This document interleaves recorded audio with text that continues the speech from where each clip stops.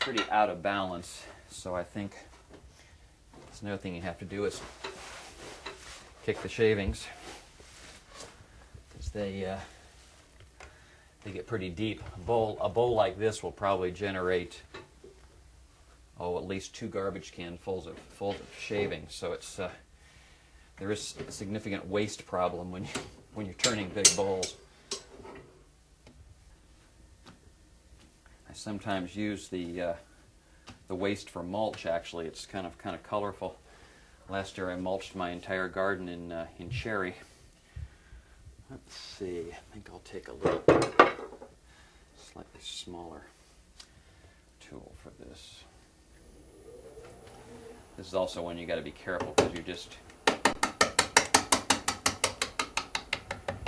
once again turning a lot of air. It's very hard to see where the wood really is. I've always sharpened by hand, but I recently acquired this little sharpening jig, and I'm still sort of experimenting with it. It gives you a very consistent tool edge, but it takes a little longer, so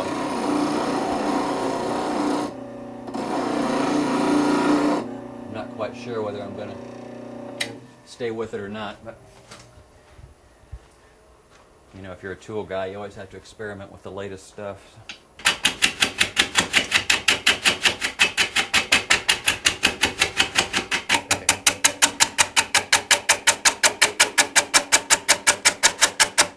Yeah, perhaps you can see how much less aggressive I'm taking on these cuts. I'm only taking maybe 1/8 of an inch, because this wood is on the top, which was exposed, and it has become dry. You can probably hear the difference in sound too.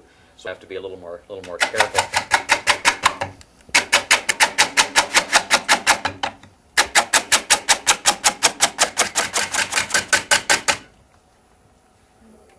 Move the tool rest in a little bit to give me some more. It's actually quite a pretty. Get rid of that before it flies off and gets us.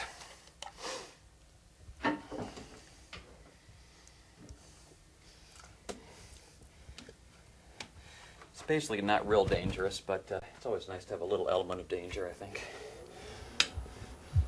Adds a little spice to the mix.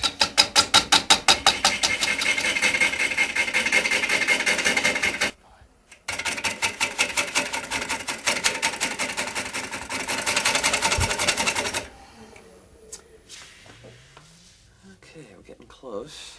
Still got a little ways to go. Boy, some interesting figure in that.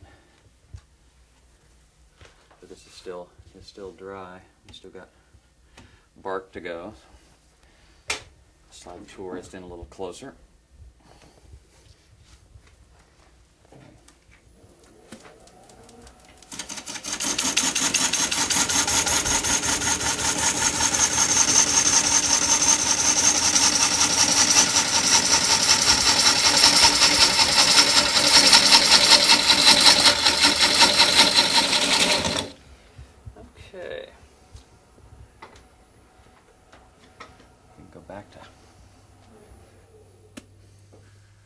It's also important in a design sense too to have the bottom and the top true and defined, because sometimes you start to make a piece and it's spinning and you think the piece is this long because that's what it looks like, but really you've got a gap in it, so you get this nice gentle curve you're working on, and then suddenly you have to chop the top third of it off. So that's why you always want to know exactly where you're going to be able to start and stop, because the thing of bowls is that it's all about the curve. Okay, let's get rid of some more of this.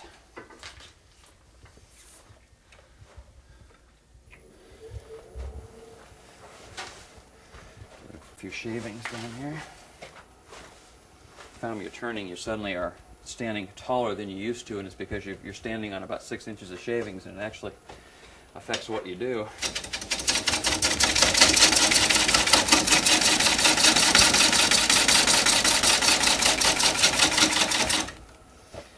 Getting there.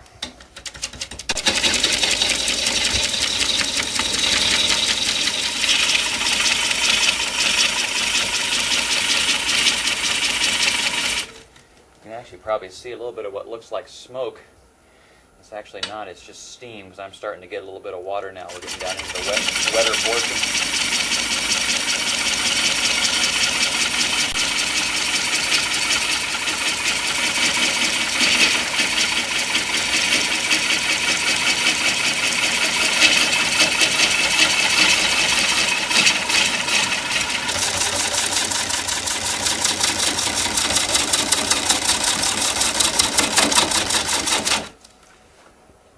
Balance now so I can get a little more speed.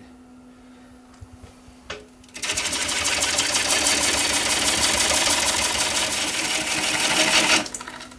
we're getting a lot closer to round now. You can tell the cuts are smoother. We're not bouncing around as much. Well, I think I'm a little dull here, so we'll give this a grind. The tools are almost all used just straight off of the grinder. It's a fairly fine wheel.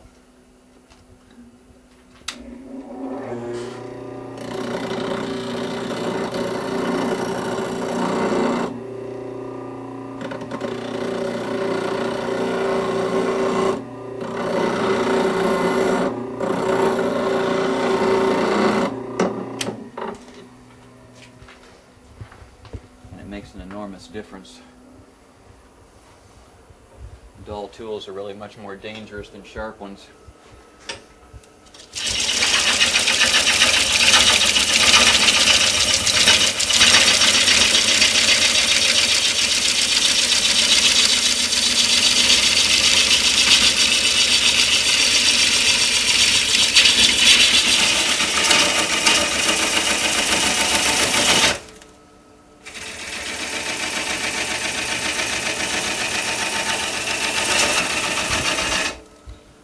Getting bouncy cuts because we're still not good. We're getting close. So now we're down to pretty much all wood. Still this bit of bark left that has to go. So we'll get rid of that.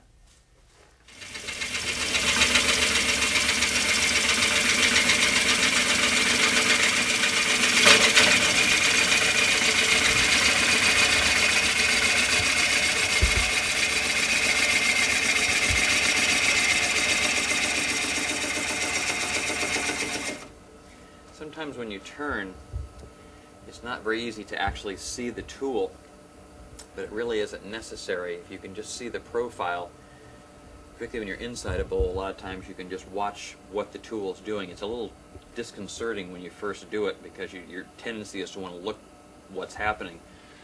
But after you get to do it for a while, you can realize you just know by feel what you're doing. Then you can look at the rim, just watch the rim move.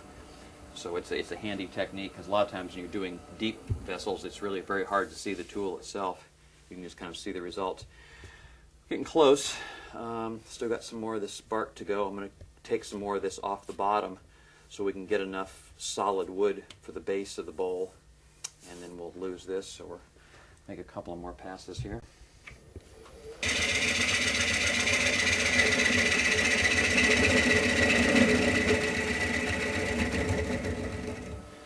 Kind of like this time of turning the bowl because it really is, it's just the mechanics of getting rid of the waste, getting the thing to round, getting rid of the bark. The only thing that's missing about the way I usually turn is there are two stereo speakers here and I'm usually playing music, which I find helps. And hopefully during this time too, when you're just sort of doing this kind of mindless activity, that's when I hope that some inspiration comes of what this thing is ultimately going to be. So a lot of times while I'm just hogging away at the bark, my mind is somewhere sort of thinking about what it might be and getting some kind of feel for what sort of shape I might want to make it into.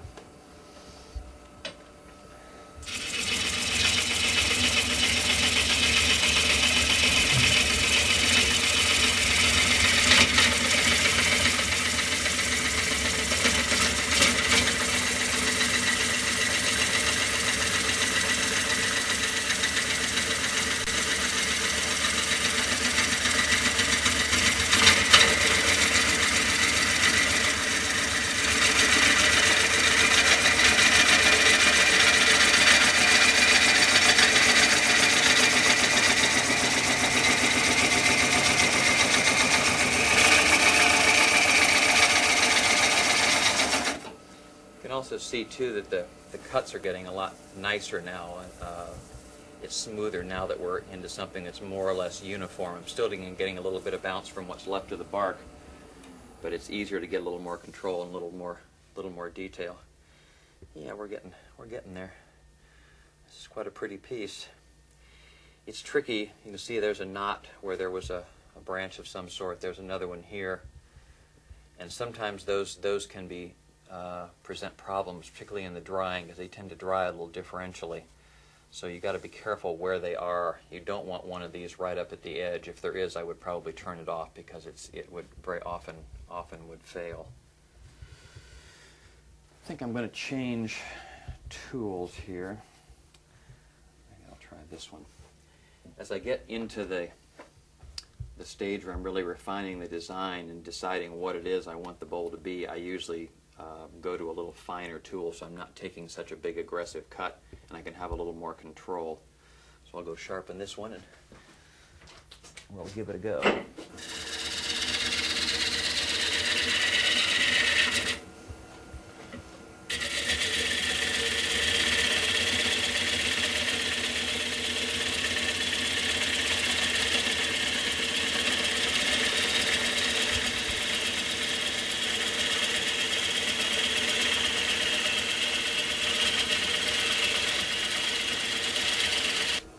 At this point, we don't have to determine the exact final shape, but fairly close, because I'm going to leave this bowl, the wall thickness will probably be, when I'm done, somewhere between an inch, inch and a half thick. The general rule of thumb is whatever the diameter of the bowl is, you take 1/10 of that. So if it's a 15-inch bowl, the wall thickness will be an inch and a half. That allows for shrinkage and warpage when the bowl dries, so that I can put it back on the lathe after it's dry and turn it again. But at this point, the shape is going to be fairly well determined. So this is the point when you have to decide what the form is going to be.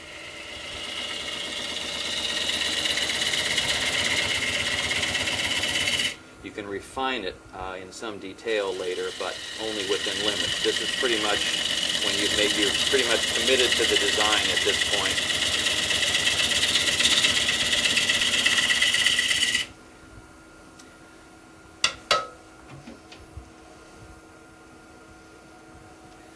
Thinking on this one, I kind of like where we are, so I'm going to take a little of this rim off, but I think I'm going to leave a rim on this one.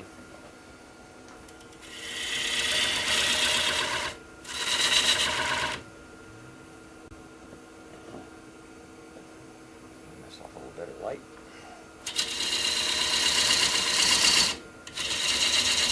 Here, so we're getting better cut now because we're a little round and limbing a little more than true.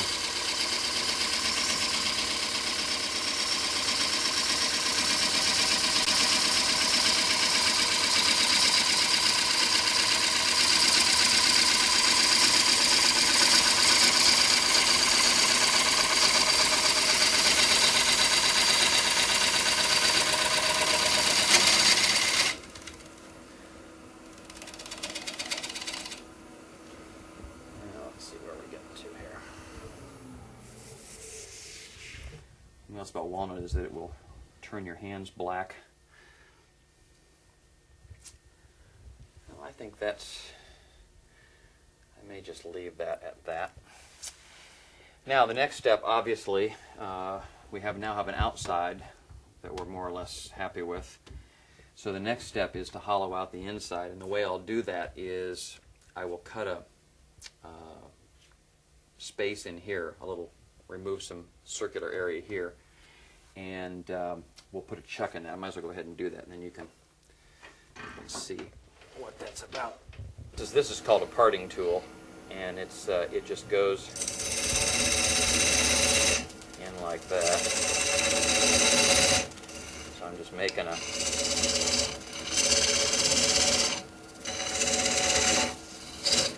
and the way this chuck works is it has jaws that will go in there and will expand out and grip the piece. So whenever I'm doing these, particularly with green wood, which is a little soft, the danger is that if you expand it out, you could break this rim off. So I always try to make the recess go in a little bit past the rim, so I'm actually, when it expands out, I'm pressing against the wood in the bowl. Raise this up a bit.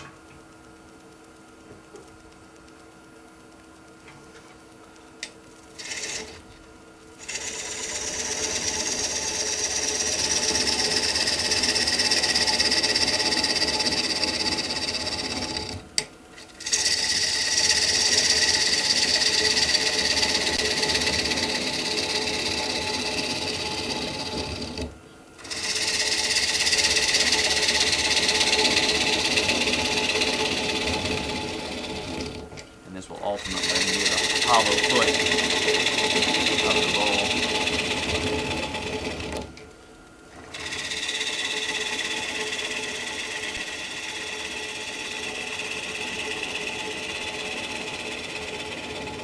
We've gotten the outside shape like we want, inside radius turned. This is the chuck that we'll use, and it will go in this way, and then it expands and we'll hold it. So the first thing we have to do is take this off the lathe. So we'll just pull out the little safety dudes.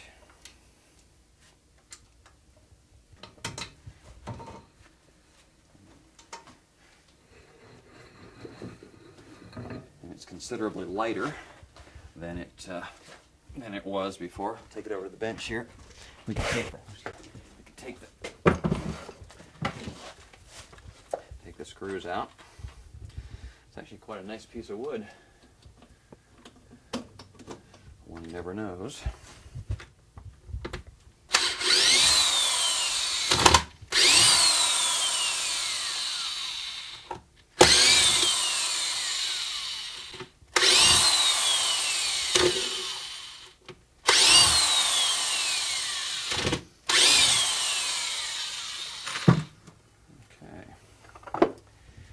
I usually mount the chuck on it while it's on the bench,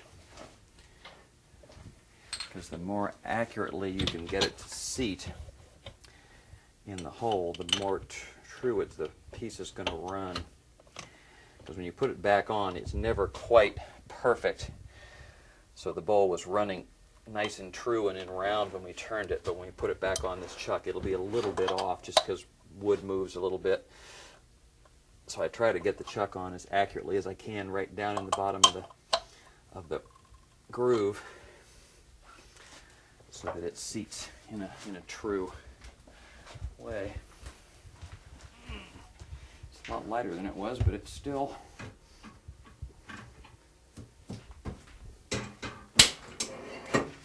not light. Still got a fair amount to go.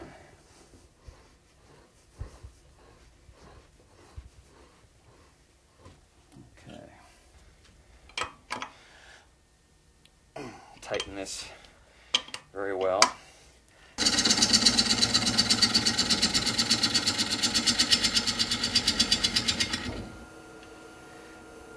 So the procedure now is just to hollow this out. Once again, it's just pretty much mindless work, because what I'll do is I want to take the bowl down so that it's a uniform wall thickness fairly much all the way down. You have to be a little more careful when it's in the chuck, because it's not held quite as firmly as it is when it's on the faceplate and you have all those screws. I haven't had many things come off the lathe, but the few times I have, they've come out of a chuck. And it's oftentimes when you first start and there's something that's sticking out and making a bump. So when you make those first few passes, you can hear that it's not cutting all the way around quite yet. And that's when you can have problems. So I'm always I go very gently on these first few passes when we're still not quite in round.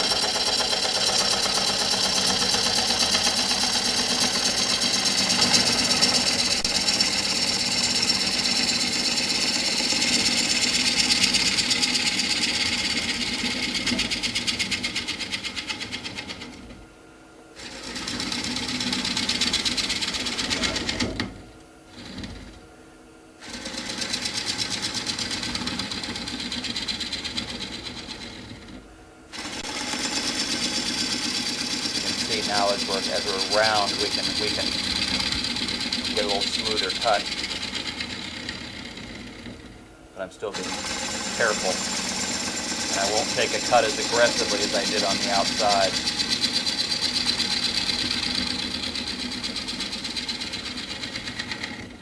If you turn on the inboard side of the lathe, which would be the other end, you can actually bring up the tail stock, and you can put the center point in the middle, which will hold it.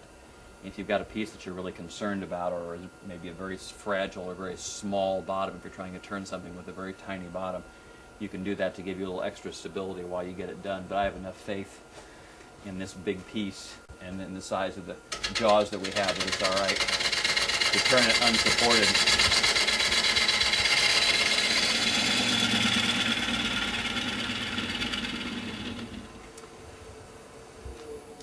And we'll stop, and this is also a chance now too, you can really see this piece of wood, which is spectacular. You can see the, I don't know if you can see the curly grain in there. It's almost like curly maple, curly walnut, and we've got some, just all kinds of things going on in this piece. Sometimes this is really a heartbreaker because so much of this is going to have to go, and you hope that the good stuff is still somewhere down in the bowl as well. But it's, this is the joy of turning a log. Sometimes you come up with something that's really, really special. What I want to do now is measure how big this bowl is, and it's about a little over 17 inches. So that means my wall thickness nominally should be about 1.7 inches, so about 1.75 inches. So that's about where I would go, just to allow drying room for the bowl. Sorry, a little mark. So I can start coming down now and start taking the wall down now that I've got the faces all turned true. There's no little missing parts left. When I did this rim, I actually left it a little taller than I would have because I knew I was going to lose a little here, and also when the bowl dries, it'll warp a little bit, so you'll end up losing some of that rim. So if you do detail like that, it always helps to leave it a little oversized, because you're not going to lose anything on the bottom, but you always lose a little bit off the top.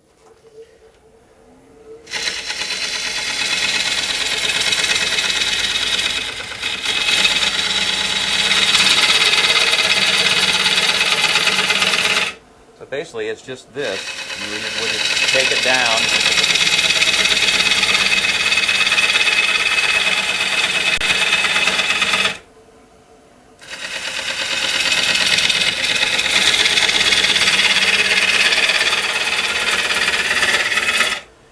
Take it all out, and then I'll take a set of calipers of some sort.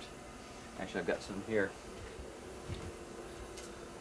These are special calipers that are made for bowls, and you can just go in and grab the edge, and then you can get an idea of how thick it is, and you can run all the way down in, because you want to try to keep it reasonably uniform, because if it's way out of uniformity, then it will dry unevenly and it's more likely to crack because you're going to induce stresses in it. So you try to keep it so that it's drying more or less the same thickness all the way through. I think we can stop at this point probably, because the rest of this is just, like I say, just mindless labor. If this was green, it would probably take me another 25 minutes to do this, because this is still a little hard, and because of the way this grain is running, I have to cut a little more carefully also, because the grain is going in all kinds of different directions. You can hear it when it runs, all the intermittent sounds, just because of the grain direction changing so much.